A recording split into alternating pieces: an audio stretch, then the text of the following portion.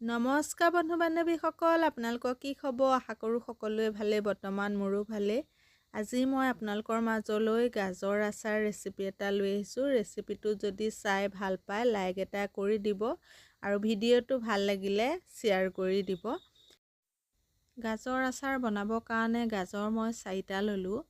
আজি আপোনালোকক অকণমান আচাৰ বনাই দেখাম, কিন্তু মই আচাৰ অলপ সৰহকৈয়ে বনাওঁ, যিহেতু বেছিবলৈকেও বনাওঁ। আৰু এতিয়া বাকলিটো গুচাই লোৱা হৈ গৈছে। এতিয়া মই গাজৰকেইটা ভালদৰে ধুই লৈছোঁ। ধুই লোৱাৰ পাছত এতিয়া মই সমান চাইজত গোটেইকেইটা কাটি ল'ম। আপোনালোককো দেখাই যাম, ভিডিঅ'টো চাই থাকিব। আৰু এনেকৈ কাটি লোৱাৰ পাছত পাতল পাতলকৈ মিহি মিহিকৈ কাটি লৈছোঁ। বৰ বেছি ডাঠ কৰিব নালাগে, পাতল কৰিব লাগে, তেতিয়া সোনকালে আচাৰ খাব পৰা হয়। আপোনালোকে বাৰু ঘৰতে গাজৰ আচাৰ বনাই খাই চাইছেনে নাই বাৰু? এবাৰ বনাই খাই চাবচোন, খুব ভাল লাগে। আৰু একেবাৰে কম সময়ৰ ভিতৰতে গাজৰ আচাৰ বনাই থ'ব পাৰে। আৰু এতিয়া মোৰ গোটেইকেইটা কাটি লোৱা হৈ গৈছে। ইয়াতে মই এচামুচ নিমখ দিলোঁ। নিমখখিনি দি ভালদৰে মিক্স কৰি লৈছোঁ আৰু এটা ৰাতিৰ কাৰণে ঢাকন এখন মাৰি এইখিনি থৈ দিম। এতিয়া মই জলকীয়া ঠাৰিকেইটা গুচাই ল'ব লৈছোঁ। জলকীয়া যিমানকেইটা দিম সিমানকেইটা জোখত ঠাৰিকেইটা গুচাই ল'ম। অলপমান সৰহকৈ ধুই থৈছিলোঁ আৰু তাৰ দুটামান ঠাৰিকেইটা গুচাই ল'লোঁ। এতিয়া মই মছলাকেইটা লৈ লৈছোঁ। মছলা ইয়াতে লৈছোঁ গোটা ধনিয়া, চক গুটি, কালজিৰা, বগা সৰিয়হ আৰু জিৰা। এইকেইটা মই এতিয়া অকণমান গৰমাই ল'ম। মছলা গৰম কৰিবৰ কাৰণে কেৰাহীখন পাতি দিলোঁ। কেৰাহীখনতে এতিয়া মছলাকেইটা দি দিলোঁ আৰু দি গেছটো কমাই মছলাকেইটা ভাজি ল'ম। মছলাকেইটা বেছি টাইম ভাজিব নালাগে, লাহে লাহে এটা দুটা ফুটি আহিব যেতিয়া, বৰ ধুনীয়া গোন্ধ এটাও মাৰে মছলাকেইটা গৰম কৰি থাকোঁতে। তেতিয়া আপুনি গেছটো অফ কৰি কেৰাহীখনত কিন্তু মছলাকেইটা থৈ নিদিব, বেছিকৈ ভাজ খাই যাব। বেলেগ বাচন এটালৈ কাঢ়ি থৈ ল'ব। মই খৰাহীটোতে কাঢ়ি থৈ লৈছোঁ।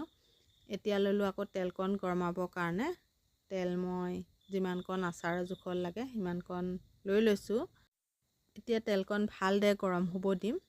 তাৰপাছত গেছটো অফ কৰি দিম আৰু গেছটো অফ কৰি দিয়া অকণমান টাইমৰ পাছতে দুটামান পাঁচফোৰণ দি দিছোঁ।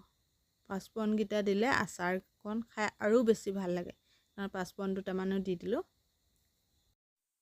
এয়া পিছদিনাখনি ৰাতিপুৱা গাজৰখিনি মই চালনী এখনত উলিয়াই ল'লোঁ আৰু উলিয়াই লৈ এনেকৈ অকণমান পাতলকৈ অকণমান টাইমৰ কাৰণে পানীটো টুক যাবৰ কাৰণে মই ৰ'দত দি দিম।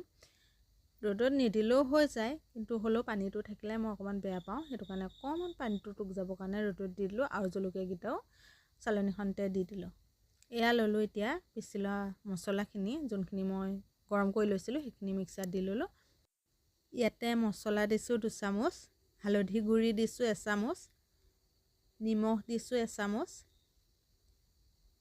ৰেড চিলি গুড়ি দিছোঁ 1 চামুচ আৰু এতিয়া এয়া কাটি লোৱা জলকীয়াখিনি দি দিছোঁ। এতিয়া এইখিনি অলপ মিক্স কৰি লৈছোঁ। ইয়াতে মই এতিয়া তেল দিব পৰা হৈ গৈছে। ইয়াতে মই এতিয়া তেলকণ দি দিম। তেল মই এয়া গৰম কৰি থোৱা ঠাণ্ডা হ'ল আৰু পাঁচফোৰণকেইটাও দি দিছোঁ। এয়া মই এতিয়া আকৌ ভালদৰে মিক্স কৰি ল'ম। ভিডিঅ'টো আপোনালোকৰ মাজলৈ আগবঢ়ালোঁ। ভিডিঅ'টো যদি চাই ভাল পায় লাইক এটা কৰি দিব। ইউটিউবত চালে চেনেলটো ছাবস্ক্ৰাইব কৰি দিব। ফেচবুকত চালে পেজটো ফ'ল' কৰি দিব। ইয়াতে ভিনেগাৰ থাকিলে ভিনেগাৰ অকণো দি দিব পাৰে। মই ভিনেগাৰ নাই, গোলনেমু এফাল লৈছোঁ। গোলনেমু ফাল জলকীয়া কটা বাতিটোতে ৰসটো চেপি ল'লোঁ আৰু এতিয়া ইয়াতে দি দিছোঁ। দি মই আকৌ অকণমান মিক্স কৰি ল'লোঁ আৰু নেমুটো দিলে আচাৰটোও ভাল কৰি ৰাখে আৰু অলপমান টেঙা টেঙাও হয়, সেইটো কাৰণে দি দিলোঁ। আপোনালোকে থাকিলে দি দিব, নহ'লে ভিনেগাৰ থাকিলে ভিনেগাৰ হ'লেও দি দিব। আৰু আজিৰ ভিডিঅ'টো ইমানেই আছিলে। ভিডিঅ'টো চাই কেনেকুৱা পালে জনাবলৈ নাপাহৰিব।